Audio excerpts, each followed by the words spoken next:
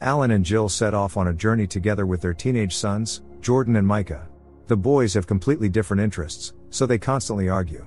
Stopping at a roadside shop, the family bought some snacks and then continued their journey. Arriving in the mountainous area, Alan, Jill and their children started hiking with backpacks.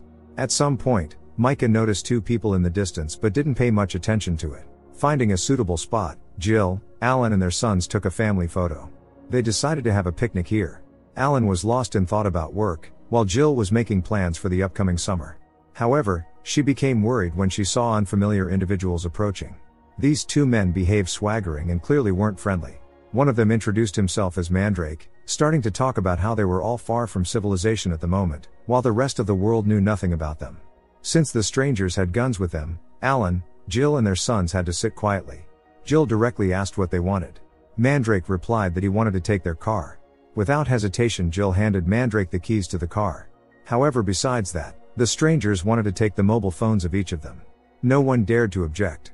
After that, Mandrake ordered them to lie on the ground. Alan urged the sons to stay calm and do whatever these people said. When one of the family members called Alan Hoagie, Mandrake asked to repeat what he had just said. Alan explained that it was just his nickname.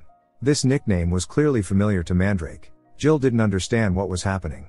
Tubbs, Mandrake's accomplice, kept a close eye to prevent the hostages from escaping.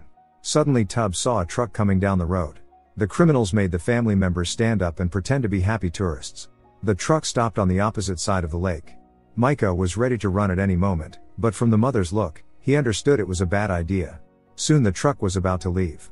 Mandrake ordered the hostages to wave their hands and said that when they later remembered this chance, they would regret not doing anything. Alan knows for sure that these people won't let them go. For a few minutes, a dreadful silence prevailed, and in a second the bandits took the lives of Micah and Jordan. Jill screamed but received a blow and lost consciousness, while Alan attempted to attack these people, but they quickly subdued him. Alan realizes there's no escape for him. Jill was unconscious, while these people deliberated on their next move. Hoagie shouted insults at these people, but Mandrake reacted completely calmly. Hoagie just wants to know what these people want from him. However, no one rushed to satisfy his curiosity. Night fell.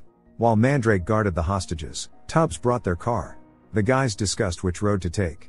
After that, they forced Hoagie into the car. Jill was still unconscious. Hoagie asked where they were taking them. Mandrake replied, home. They drove along a nighttime forest road.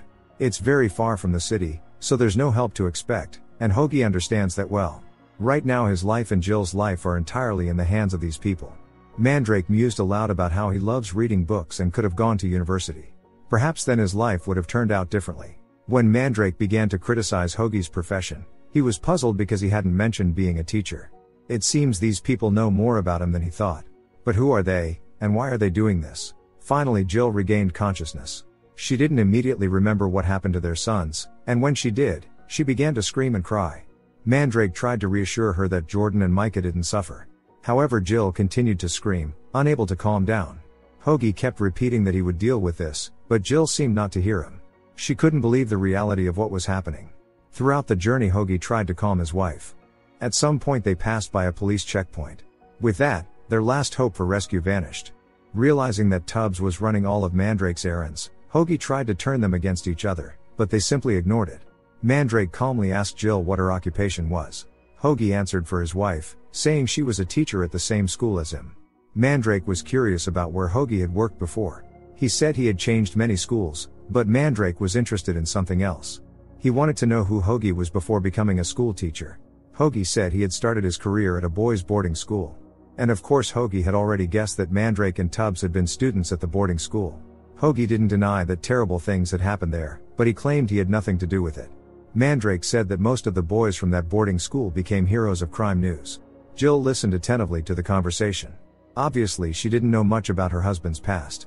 Despite everything, Jill doesn't believe that Hoagie could be cruel to anyone. She's convinced that Mandrake and Tubbs are just psychopaths. The guys stopped at a gas station. Hoagie said he urgently needed to use the restroom. Mandrake eventually allowed him to go, knowing full well he didn't have a phone. Tubbs kept the rifle ready. In the restroom, Hoagie tried to figure out how to get out of this situation while Mandrake conversed with the salesman. Meanwhile, Jill told Tubbs that boarding schools are not the best places for children. No one deserves that. Hoagie managed to find a nail on the floor. Jill demanded that Tubbs tell her where he had left her sons, but Tubbs clearly wasn't interested in talking. Hoagie scratched a message for help on the toilet lid. Mandrake was already waiting for him outside the door. Trying to remain calm, Hoagie headed for the exit. Fortunately, Mandrake didn't bother to check the toilet stall. The salesman asked Hoagie why he looked so shabby. Mandrake, not hiding his pleasure, advised him to tell how it all happened. But Hoagie said he supposedly fell while rock climbing. Before getting into the car, Hoagie pretended to hurt his hand and punctured the tire with a nail.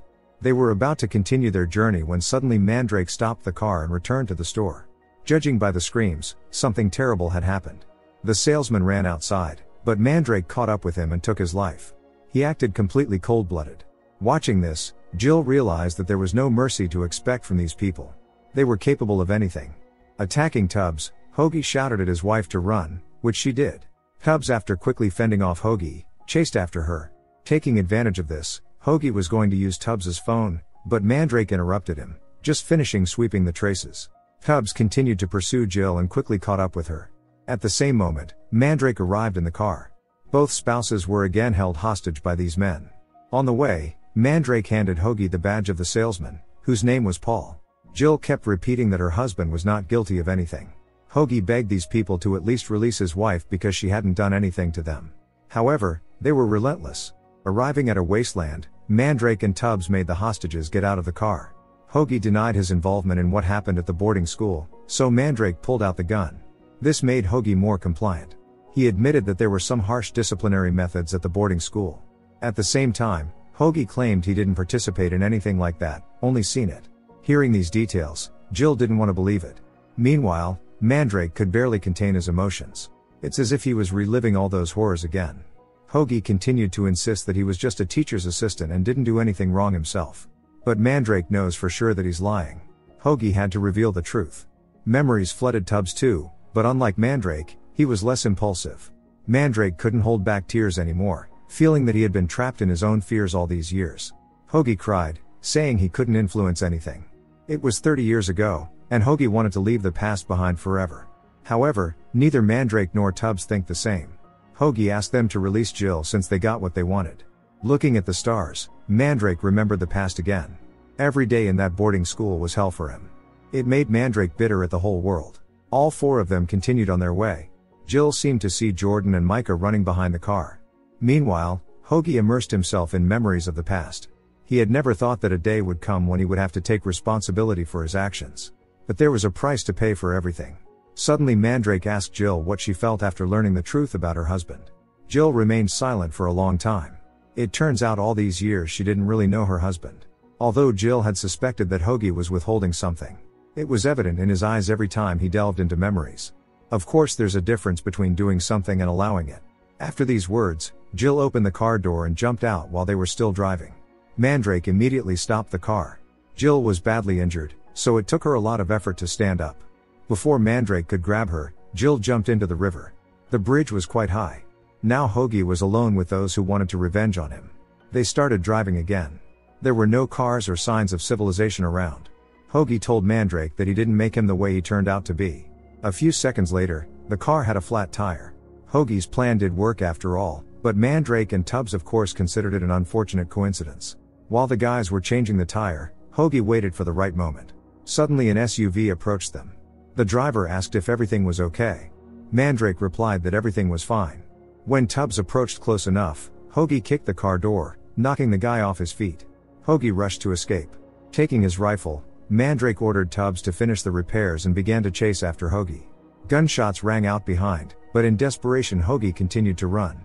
At some point he fell and tumbled somewhere, finding himself near a racetrack. Seeing a speeding car, Hoagie began to shout to attract attention. He explained that dangerous people were hunting him. However, the young people were not willing to help Hoagie. They just didn't seem to believe him. Hoagie intended to take their car, which led to a fight. But everything stopped when they saw a man with a gun. It was Mandrake. Hoagie and the others hurriedly got into the car, but Mandrake blocked their path. At that moment Tubbs also arrived. Mandrake explained to the young people that there was a very bad person in their car. The guy named Conan who was at the wheel hesitated, while Hoagie kept repeating that they should leave right now. Tubbs told the young people that they could simply leave if they handed over Hoagie to them. The teenagers did just that. Mandrake thanked them for their understanding, and then began shooting at the car. One of the young men managed to escape after all. Mandrake intended to take his life too, But he ran out of bullets. Those who were in the car were no longer breathing. But for Hoagie, the nightmare was just beginning. The guys took him again. Mandrake said they would soon reach home. They drove off again. The ride was almost silent. Hoagie knows there's no salvation for him now. These guys are ready to do anything for revenge. Finally, they arrived at the former boarding school building. Tubbs couldn't suppress his emotions. Mandrake and Tubbs were about to carry out their revenge plan. Mandrake made Hoagie get out of the car, while Tubbs continued to sit here. Hoagie and Mandrake entered the abandoned boarding school building. It was a place they shared memories of, and not the most pleasant ones at that. Hoagie, already resigned to his fate, wondered aloud what the chances were that they would meet under such circumstances. All these years, Hoagie had asked himself why he never tried to stop what was happening here. Hoagie knows he should have helped Mandrake and the other boys, but he did nothing. And now it's too late. Mandrake was about to take Hoagie's life, but he, grabbing a stone, attacked him. A fight ensued between them. They were both severely wounded. Hoagie tried to escape while Mandrake fired shots, but constantly missed. Tubbs appeared and took the rifle from Mandrake's hands. But for some reason he didn't take Hoagie's life, but Mandrake's. Approaching Hoagie, Tubbs said he hated this place, then he laid the rifle on the ground and walked away. It was already dawn. Hoagie managed to survive this night, but he paid too high a price. In the final scene, we see Tubbs with tears in his eyes looking at the sky. Don't forget to subscribe to our channel not to miss more exciting new products. Also, the authors will be pleased if you leave your opinion in the comments.